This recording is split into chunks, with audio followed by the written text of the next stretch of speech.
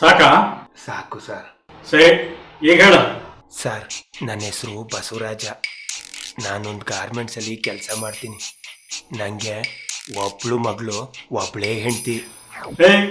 ನಮ್ಗೆಲ್ಲ 4 ಜನ ಹೆಂಡ್ತಿರಿದ್ದಾರೇನ? ನಮಗೂ ಇರೋಳು ಒಬ್ಳೆ.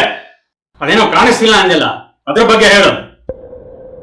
ನಮ್ಮ ಮನೇಲಿರೋ ಲಕ್ಷ್ಮಿ ಕಾಣಿಸ್ತಿಲ್ಲ ಸರ್. ಲಕ್ಷ್ಮಿನ? ಯಾರ ಲಕ್ಷ್ಮಿ? ನಿನ್ ಮಗಳ?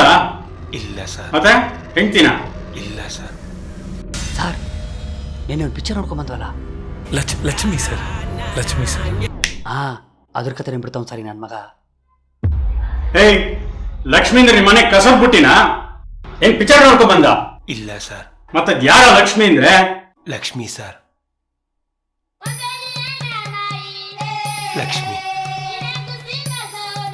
ವರಮಹಾಲಕ್ಷ್ಮಿ ಹಬ್ಬಕ್ಕೆ ದೇವ್ರ ಮನೇಲಿಟ್ಟು ಪೂಜೆ ಮಾಡೋಣ ಅಂತ ಇಟ್ಕೊಂಡಿದ್ ಲಕ್ಷ್ಮಿ ಕಾಣಿಸ್ತಿಲ್ಲ ಸರ್.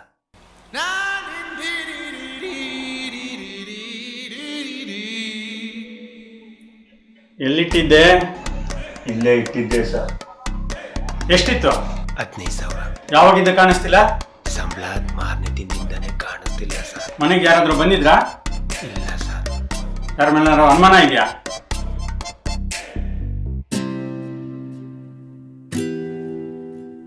ಸರ್, ಅವ್ನ ಸಂಬಳ ಎಷ್ಟು ಕೇಳಿ ಸರ್?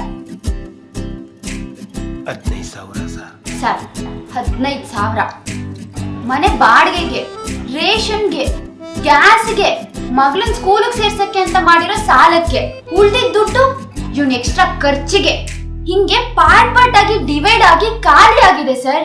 ಇದನ್ನೆಲ್ಲ ಎಷ್ಟು ಬಿಡ್ಸ್ ಹೇಳಿದ್ರು ನಮ್ದೇ. ನಿಮ್ಮ ಹತ್ರ ಬಂದು ಕಂಪ್ಲೇಂಟ್ ಮಾಡವನೆ. ತೋಳಿ ಮಗನ್ ಗಾಡಿ ತಗೊಂಡು ಬೋಡಿ ತೆಗೆದ್ಬಿಡ್ಬೇಕು ಸರ್. ನಮ್ ಟೈಮ್ ವೇಸ್ಟ್ ಮಾಡ್ಬಿಟ್ಟ. ನಾಗರಾಜು, ಹೋಗ್ಲಿ ಬಿಡಿ. ಏನ ತಿಳಿದೇ ಮಾಡಿದ್ದಾನೆ. ಮಿಡಲ್ ಕ್ಲಾಸ್ ಜನ ಜೀವನನೇ ಹಿಂಗೆ. ದುಡಿಯೋ ದುಡ್ಡಲ್ಲಿ ಜೀವನನೂ ಮಾಡೋಕ್ಕಾಗಲ್ಲ,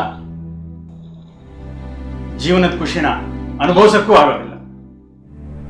ನಡಿ ಹೋಗೋಣ.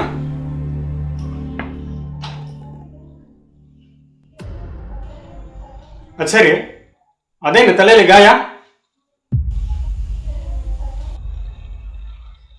ಸರ್, ಅದೇ ಎಕ್ಸ್ಟ್ರಾ ಖರ್ಚು ಅನ್ನಲ್ಲ, ಹಬ್ಬ ಮಾಡಕ್ ದುಡ್ಡಿಲ್ದಂಗ ಆಯ್ತಲ್ಲ ಅನ್ನೋ ಟೆನ್ಷನ್ಗೆ ಆ ದುಡ್ಡೆಲ್ಲ ಎಣ್ಣೆ ಕುಡ್ದು ಬಿದ್ದು ತಲೆ ಇಟ್ ಮಾಡ್ಕೊಂಡವ್ನೆ.